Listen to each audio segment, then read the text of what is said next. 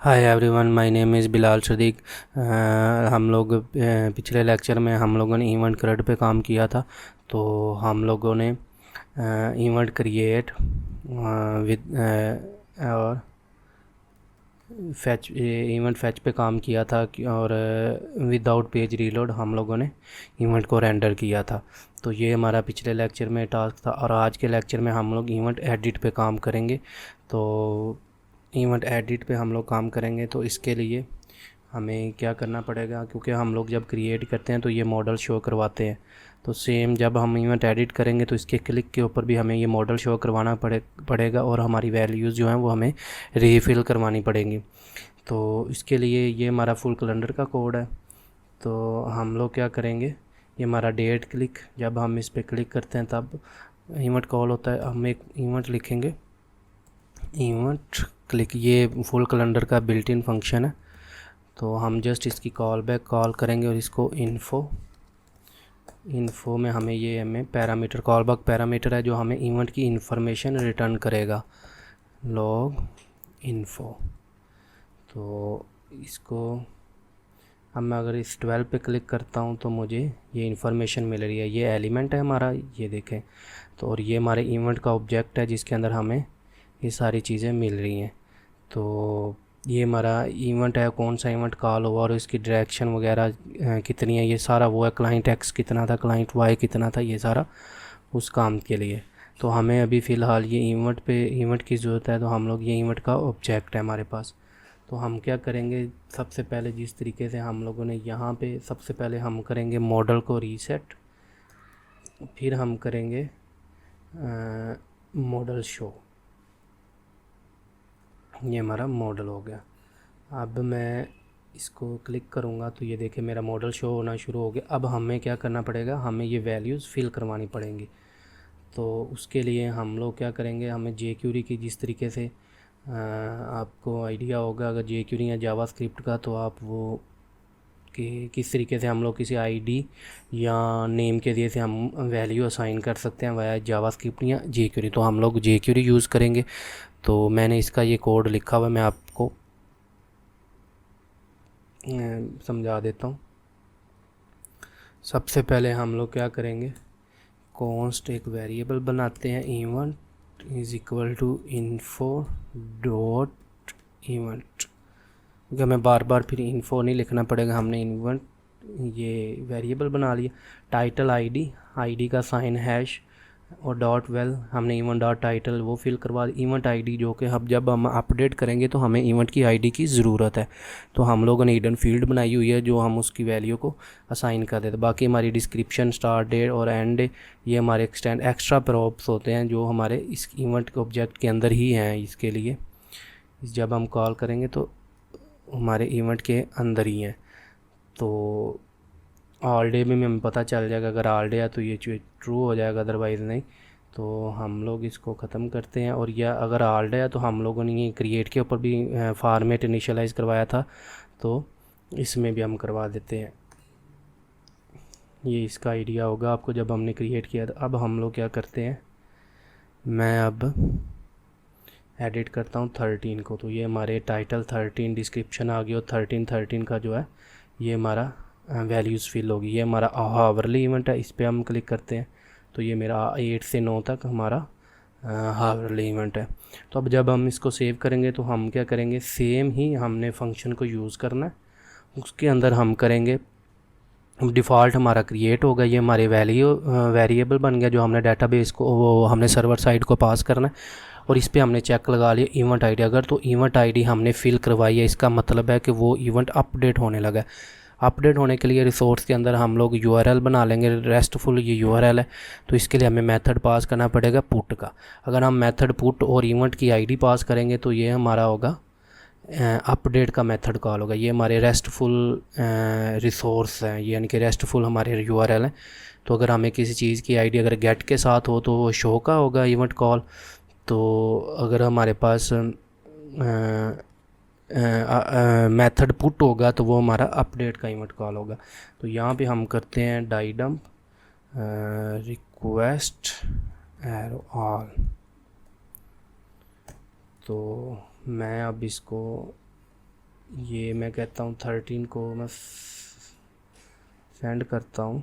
ये देखिए ये हमारे पास पूरा डाटा आ गया जो हमने यहाँ से भेजा है 13 अगर मैं इसको अपडेट करता हूँ तो हमारे पास ये डाटा ये टाइटल के अंदर अपडेट आ गया। अब हमने क्या करना है, सेम उसी तरीके से सबसे पहले हम लोग वैलिडेशन बनाएंगे, क्योंकि हम लोगों ने ये इवेंट क्रिएट की बनाई हुई है। तो सेम उसी तरीके से हम लोग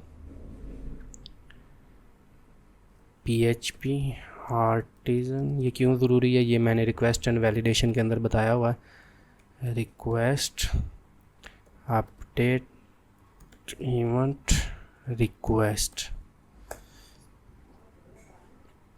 ये हमारी रिक्वेस्ट के फ़ोल्डर के अंदर गई है। हमारा क्रिएट वाली ही सेम यूज़ होंगी। अगर आप लोगों ने अपडेट के ऊपर अगर एक चीज़ सिर्फ चेंज होगी ट्रू, और मैंने ये रूल लिख दिया। हमारे अपडेट के अंदर हमें एक चीज़ एक्स्ट्रा चाहिए, वो है हमारी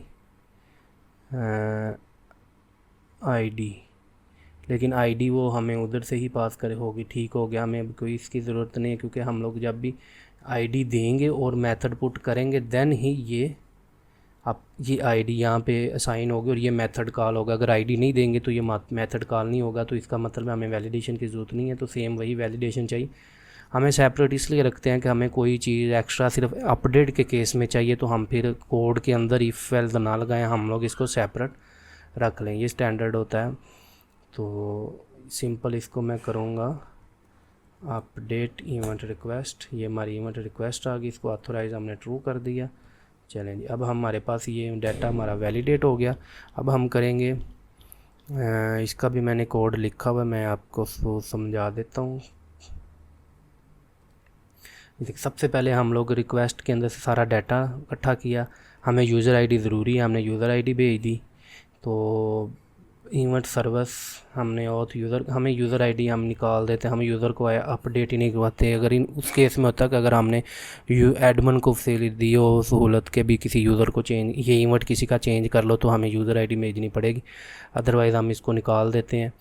उसके बाद हमारे पास इवेंट सर्विस के अंदर अपडेट का मेथड हमने इवेंट सर्विस बनाई हुई है। ये सर्विस का मैंने डिस्कस किया हुआ था, ये क्योंकि ये हमारा कोड सेपरेट करने में हमें मदद देती है। तो ये ज़रूरी है आप लोग भी सर्विस लिखा करें, ताकि अगर आपको कल कोई APIs बनानी पड़े तो आपका कोड जो है ना ये चेंज ना हो, क्योंकि हमारी ये लॉजिक है ये एक ही जगह पे पड़ी हो, हम उसको चाहे 4 मॉड्यूल में हम इसको कॉल कर लें।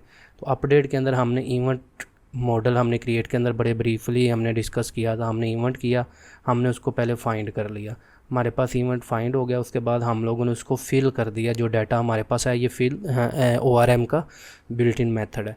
तो इवेंट सेव जब हमारे पास फिल हो गया, मतलब हमारी वैल्यूज़ अपडेट हो गई। हमने क्या किया, इवेंट सेव कर दिया, और सेव करने के बाद इवेंट रिटर्न कर दिया। और यहाँ पे हम लोगों ने चेक कर लिया कि हमारे पास इवेंट है, तो इसका मतलब है कि सक्सेस ट्रू है। इवेंट नहीं है तो इसका मतलब है फॉल्स है। तो ये हमारा इवेंट अपडेट का मेथड है। तो इसका सिंपल इतना कोई इशू नहीं, क्योंकि क्रिएट के ऊपर हम लोगों ने बड़ा ब्रीफली ये सारी चीज़ें डिस्कस कर ली हुई थी, मॉडल वगैरह वैलिडेशन वगैरह, तो इसलिए हमें इसकी इतनी ज़रूरत नहीं। तो मैं अब क्या करता हूँ, मैं इसको अपडेट के साथ अब मैं दोबारा सेव करवाता हूँ। तो ये देखिए ये मेरा इवेंट अपडेट हो गया। मैं अगर डिस्क्रिप्शन अपडेट करता हूँ तो ये मेरा डिस्क्रिप्शन अपडेट हो जाएगी। ये देखिए अब मैं अगर इसको 13 से 14 करता हूँ, तो इसको सेव करता हूँ, तो ये मेरा 13 से 14 तक इवेंट चला गया। अब हम लोग क्या करेंगे, अब हम लोग करेंगे इसको, ये हमारा अपडेट हो गया। तो अब अगर मैं इसको करता हूँ ऑल डे, इसको कर देता हूँ ऑल डे, और इसको मैं सेव करता हूँ, तो ये मेरा ऑल डे इवेंट बन जाएगा। तो ये हमारी चीज़ें वर्किंग। अब हमने इसके अंदर ड्रैग एंड ड्रॉप करना है, वो अगले लेक्चर में करेंगे। तो इस लेक्चर में हम लोग ये करते हैं, मैंने एक हम लोग डिलीट का इवेंट कॉल करवा देते हैं, ताकि हमारा इसी लेक्चर में हम लोग डिलीट का, क्योंकि हम लोगों ने डिलीट का ये मैंने मेथड लिखा हुआ है। हमने जस्ट क्या करना है, जब भी हमारा इवेंट एडिट होगा हम लोग क्या करेंगे, क्योंकि हमारा मॉडल सेम है, तो हम करेंगे $3 सॉरी हम लोग आईडी को कॉपी करते हैं। ये हमारी आईडी है, हम लोग इसको ये और इसको जस्ट हम क्या करेंगे, शो करवा देंगे। ठीक हो गया। और मॉडल रीसेट के अंदर हम क्या करेंगे, इसको हाइड कर देंगे। ये देखें इवेंट BTN हाइड हुआ हुआ है, क्योंकि डिफ़ॉल्ट हमारा मॉडल की स्टेट यही रहनी चाहिए क्रिएट वाली, क्योंकि एडिट के केस में हम लोग को उसका मतलब है कि हम लोग डिलीट भी कर सकते हैं। तो डिलीट का हमने जस्ट ये मेथड कॉल करना है, हमें इसकी आईडी चाहिए। ये डिलीट इवेंट ऑन क्लिक, ये जावास्क्रिप्ट के अंदर आपको पता होगा, अगर नहीं पता होगा तो आप पूछ सकते हैं कमेंट करके। ये हमारा डिलीट इवेंट है। ठीक हो गया। अब हम क्या करेंगे, डिलीट, हमारे पास इवेंट की आईडी ऑलरेडी पड़ी हुई है, तो हम लोग करेंगे इसको जस्ट हम लोग, मैं आपको साथ कोड मैं इधर लिख देता हूँ, क्योंकि अगर मैं एक कोड दोबारा लिखने लग पड़ा तो टाइम बहुत लग जाएगा। सबसे पहले ये डिलीट का रूल है, हमें कन्फर्मेशन लाजमी यूज़र से लेनी है। जैसे ही हमारे पास कन्फर्मेशन कन्फर्म कर होगी, ओके होगी, हम लोग इवेंट की आईडी फैच करेंगे, URL एम्प्टी करेंगे। इवेंट आईडी है तो इसका मतलब है कि हम लोग इवेंट और इवेंट के जो है क्या नाम है उसका, सिंपल इसका ये रेस्टफुल रिसोर्स के अंदर क्या होता है कि आपको मेथड जो हो गया ना वो आपको डिलीट करना पड़ेगा। ठीक है। बाकी URL वैसे ही है कि अगर इवेंट के आगे इवेंट की आईडी होगी, मैथ टाइप डिलीट है, तो ये डिलीट का इवेंट कॉल करेगा, ये वाला। तो ये मैंने पहले लेक्चर में बड़े ब्रीफली बताया था कि अगर सिंपल इवेंट्स लिखेंगे तो हमारे पास इंडेक्स में चला जाएगा। अगर हमारे पास मेथड पोस्ट है और इवेंट्स लिखा हुआ है, URL सेम है, URL इसी का यही फ़ायदा होता है कि URL हमें 4 नहीं बनाने पड़ते, 5, तो वो स्टोर में चला जाएगा। अगर हम आईडी दे देंगे और साथ मेथड पुट कर देंगे, वो अपडेट में चला जाएगा। अगर हमने डिस्ट्रॉय करना, हम टाइप डिलीट कर देंगे और आईडी दे देंगे, तो इसका मतलब है वो ये इवेंट कॉल कर देगा। टाइप डिलीट की, मैंने ये आईडी URL बनाया, जेसन बनाया, कैलेंडर को रीफेच किया, मॉडल हाइड किया। ये सिंपल एजेक्स का कॉल है, इसके अंदर कोई इतना इशू नहीं। हमने जब भी क्लाइंट साइड से सर्वर को पैरामीटर भेजना तो हम एजेक्स कॉल करेंगे। और ये रीफेच का मैंने पहले क्रिएट के ऊपर ही बताया हुआ है। तो मैं क्या करूँगा, जस्ट इसको ऑल डे के ऊपर डिलीट इवेंट क्लिक किया, उसने हमसे कन्फर्मेशन ली, मैंने ओके किया, ये मेरी रिक्वेस्ट चल गई। अभी हमने डिलीट के अंदर कुछ नहीं लिखा हुआ। हम क्या करेंगे, जस्ट फाइंड करेंगे और फाइंड करने के बाद हम लोग उसको डिलीट कर देंगे। हम डिलीट भी क्या करेंगे, हम डिलीट भी उसके ज़रिए करेंगे, सर्विस के ज़रिए से, क्योंकि हमारी पूरी रिकॉर्ड जो होगा वो हमारा सर्विस के ज़रिए से ही चलेगा। और यहाँ पे अगर हम आईडी ऐसे लिखते हैं, मैं एक चीज़ और आपको बता देता हूँ कोड क्वालिटी के हवाले से। मैं अगर इसको डाई डंप करता हूँ $ID, ये लारावाल की मैं एक चीज़ आपको ट्रिक बताता हूँ। मैंने डिलीट का इवेंट कॉल किया, इसने क्या किया, मुझे आईडी रिटर्न की। अब मैं चाहता हूँ कि मुझे इवेंट जो है ना फाइंड ना करना पड़े, जिस तरह से ये मैंने अपडेट के केस में इवेंट के फाइंड किया था। तो मैं क्या करूँगा, जस्ट इसको इवेंट एलोकेंट का यही फ़ायदा, मैं उसको आईडी पास कर दूँगा। अब क्या होगा, अब मैं इसको डिलीट करता हूँ। अब ये मुझे ऑब्जेक्ट देगा, क्योंकि मैंने ये आईडी का ही ऑब्जेक्ट मंगवाया है एलोकेंट के ORM से। जब इसको आईडी मिलेगी, ये इवेंट के अंदर से फाइंड वो खुद ही करेगा। अगर इसको आईडी रॉन्ग मिलेगी तो ये एरर दे देगा कि आगे नहीं जाएगा। तो ये है कि उसको आईडी मिल जाती है, वो हमें ऑब्जेक्ट दे देता है। तो मैं इसको आईडी की जगह पे क्या करूँगा, इवेंट कर देता हूँ। तो इसी यही चीज़ मैंने की हुई है। ये मैंने इवेंट आईडी अगर एग्जिस्ट करती है तो ये मैं अभी के लिए हमें कैलेंडर के साथ नहीं कर रहे, हम लोग जस्ट क्या करेंगे, इवेंट एरो डिलीट करेंगे।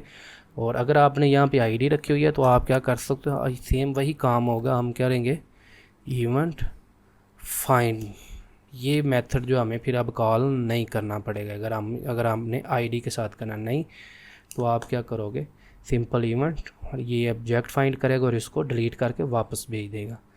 तो मैं अब क्या करता हूँ, मैं इसको करूँगा डिलीट इवेंट, ये मेरा 19 पे डिलीट हो गया।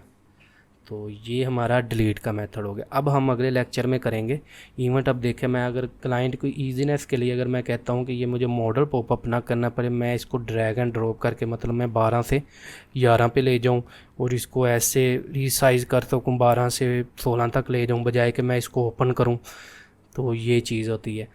तो इसकी आप इस सीरीज़ को फॉलो करते जाए। मैं एंड पे आपको इसके ट्रिक्स बताऊंगा कि हम इवेंट्स के किस किस हवाले से, मतलब आपके पास एक रिक्वायरमेंट आ गई है कि हमारा जो इवेंट सक्सेस हो गया या हमारी जो कोई जॉब है वो कंप्लीट हो चुकी है तो उसका कलर ग्रीन हो, हमारी कोई भी इवेंट है जो हमारा मतलब ओवर ड्यू हो चुका है उसका कलर रेड हो, जो पेंडिंग है उसका कलर येलो। तो हम लोगों ने ये स्टेटस की फील्ड इसलिए बनाई थी, तो मैं आपको उस चीज़ के हवाले से बताऊंगा ताकि आपको सारी चीज़ें क्लियर हो जाएं। तो ये हमारा क्रड इंशाल्लाह आज हमारा कंप्लीट हो चुका हुआ है, हमारा क्रड बन गया। हम क्रिएट कर सकते हैं, एडिट कर सकते हैं, डिलीट कर सकते हैं। तो अब हमने एक एक्स्ट्रा फीचर है जो फुल कैलेंडर हमें प्रोवाइड करता है यूज़र की आसानी के लिए। वो क्या है, वो हमारा ड्रैग एंड ड्रॉप है। हम इसको ड्रैग एंड ड्रॉप करके 5 को 29 पे ले जाएंगे, हम इसको 29 से रीसाइज़ करके 31 पे ले जाएंगे। तो ये इंशाल्लाह हम अगले लेक्चर में कवर करेंगे। देन हम लोग फिर फुल कैलेंडर के जो हमारे ट्रिक्स हैं जो हैं वो हम बता के हम लोग फिर गूगल पे इस पर काम शुरू कर देंगे। तो आज के लिए इतना ही।